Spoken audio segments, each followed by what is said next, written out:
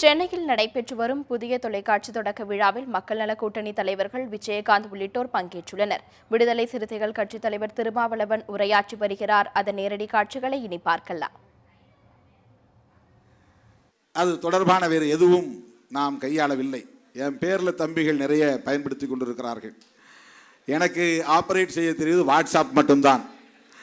அதில் அவ்வப்போது வருகிற தகவல்களை பார்க்கும் போதெல்லாம் அண்ணன் கூட நீ எந்த நேரம் பார்த்தாலும் தொலைக்காட்சி செல்போனை பார்த்து கொண்டே இருக்கிறீர்கள் என்று சொல்வார்கள். அவ்வப்போது வருகிற கரண்ட் அஃபேர்ஸ் தெரிந்து கொள்வதற்காக கட்சி தோழர்கள் என்ன செய்து கொண்டிருக்கிறார்கள் என்கிற தகவல்கள் அதிலே வரும். ஆகவே நம்முடைய ஊடக மையத்தை சார்ந்த தம்பிகள், தம்பி சஜன் உள்ளிட்ட முன்னணி பொறுப்பாளர்கள் சமூக வலைத்தளங்களை உருவாக்கியிருக்கிறார்கள். அதை அண்ணன் வைகோ அவர்கள் இப்போது என் தலைமை உரைக்கு பிறகு அதை தொடங்கி வைக்க இருக்கிறார். அதனைத் தொடர்ந்து நம்முடைய தலைவர்கள் இங்கே உரையாற்ற இருக்கிறார்கள். அண்ணன் ஜி.கே. வாசன் அவர்கள் இணைந்த பிறகு இந்த கூட்டணியின் வடிவம், தன்மை எல்லாம் மாறிவிட்டது. நாங்கள் 4 பேர் சேர்ந்த போது இது நீடிக்காது, நிலைக்காது, தொடராது என்றெல்லாம் சொல்லிக் கொண்டே இருந்தார்கள்.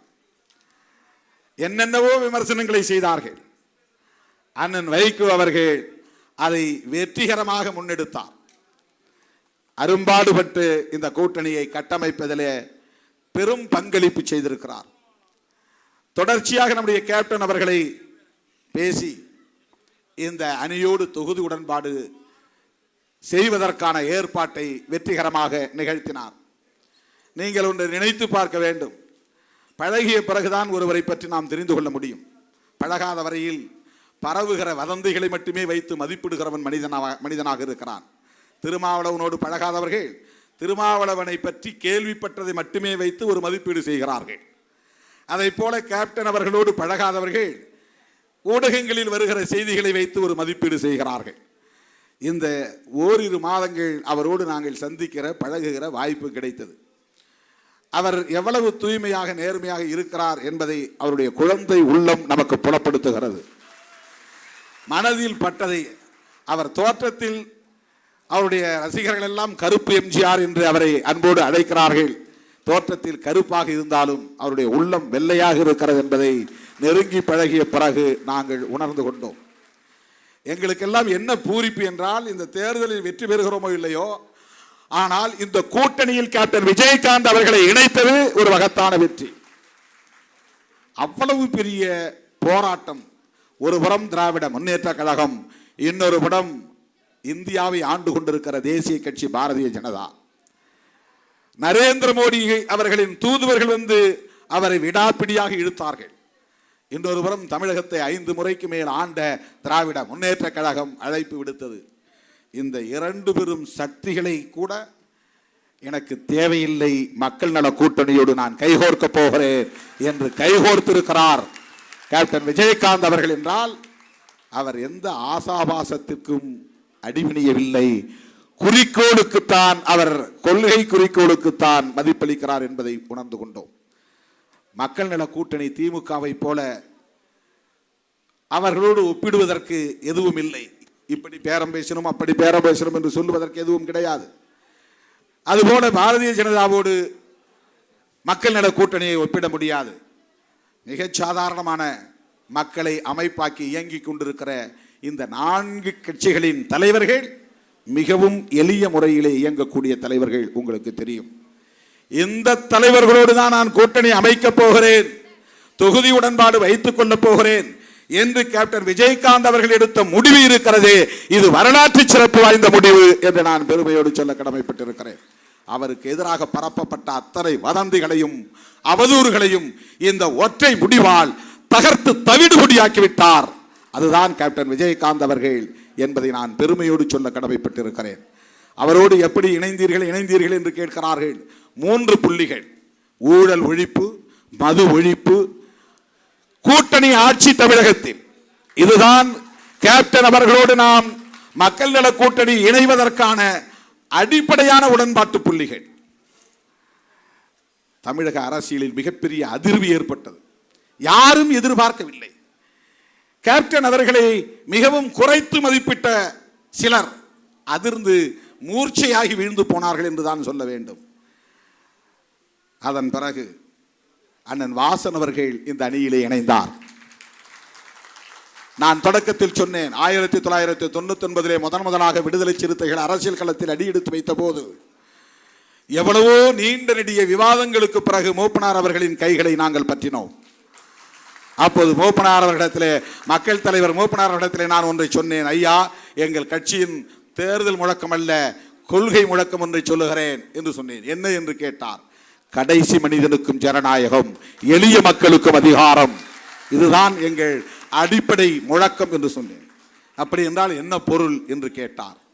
நான் சொன்னேன், அடித்தட்டு மக்கள் ஒரு காலத்திலும் ஆட்சியில் பங்கு, அந்த அதிகார பகிர்வு என்பது கிடைக்காமல் புறந்தள்ளப்பட்டு கிடக்கிறார்கள். அதிகார மையத்திற்கும் அவர்களுக்கும் தொடர்பில்லை. ஆகவே அவர்கள் விளிம்பு நிலை சமூகமாக கிடக்கிறார்கள். அவர்கள் அதிகாரத்தை நுகர்ந்தால்தான், அதிகார வலிமை பெற்றால்தான் ஒடுக்குமுறைகளில் இருந்தும் சுரண்டலில் இருந்தும் பாதுகாப்பாக அவர்கள் மீட்சி பெற முடியும். முதல் பொதுக்கூட்டம், தேர்தல் பொதுக்கூட்டம் 1999 மதுரை மாநகரத்தில் நடைபெற்றது. அந்த பிரச்சார பொதுக்கூட்டத்தில் என் கையை பிடித்து உயர்த்திய மக்கள் தலைவர் மூப்பனார் அவர்கள், தம்பி மீண்டும் சொல்லுங்கள், என்ன உங்கள் கோரிக்கை என்றார். நான் இந்த முழக்கத்தை சொன்னேன். அப்போது சொன்னார், அடித்தட்டு மக்களுக்கு ஆட்சியிலும் பங்கு, அதிகாரத்திலும் பங்கு என்று முழங்கினார். அதிகார பகிர்வுதான் உண்மையான ஜனநாயகம். இதை 99 விடுதலை சிறுத்தைகள் முன்மொழிந்தது. 2016 அந்த கனவு நனவாக போகிறது. நாம் கூட்டணி கனவு கண்டோம், கூட்டணி கனவு நனவாகிவிட்டது. அடுத்து நனவாக போவது கூட்டணி ஆட்சி. அதைத்தான் இன்றைக்கு அண்ணன் வாசன் அவர்கள் அம்பேத்கர் சிலை அருகே நினைவுபடுத்தி சொன்னார்.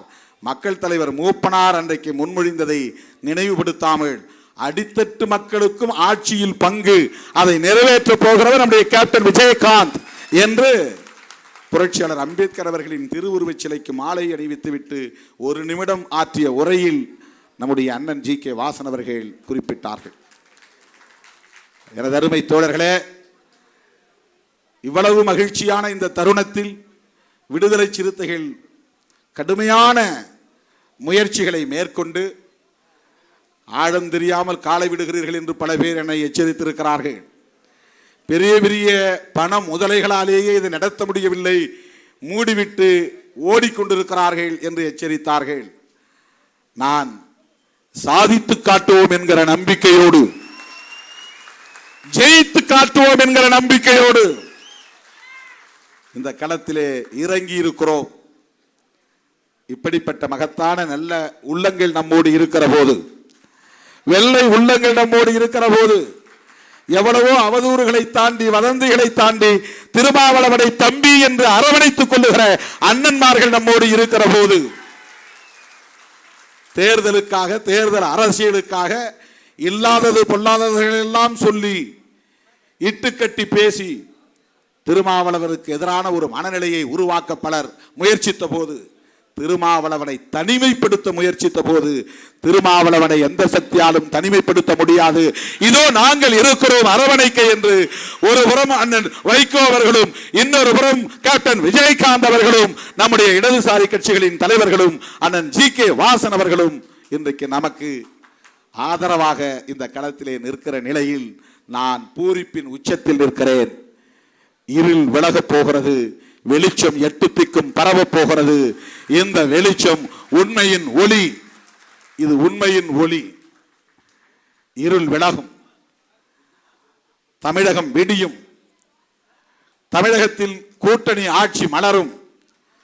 கடந்த 2015 ஆண்டு ஆகஸ்ட் மாதம் 25 நம்முடைய கேப்டன் அவர்களை அவருடைய இல்லத்திலே சந்தித்து அவரை வாழ்த்திய போது நாங்கள் சொன்னோம், அடுத்த முதல்வர் கேப்டன் விஜயகாந்த் அவர்கள்தான், விடுதலை சிறுத்தைகள் அதற்கு துணையாக நிற்போம் என்று சொன்னோம்.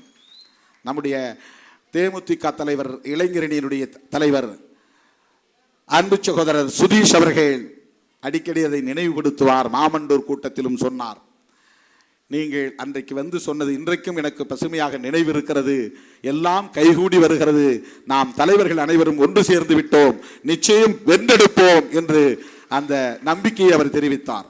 எனவே கூட்டணி கனவு நனவாகிவிட்டது, கூட்டணி ஆட்சி, அடுத்து நம்முடைய ஆட்சி கனவு நனவாகும். மே 19ஆம் தேதி இந்த தலைவர்கள் அனைவரும் புடைசூழ நிற்க நம்முடைய கேப்டன் விஜயகாந்த் அவர்கள் புனித ஜார்ஜ் கோட்டையில் கொடியேற்றுவார்.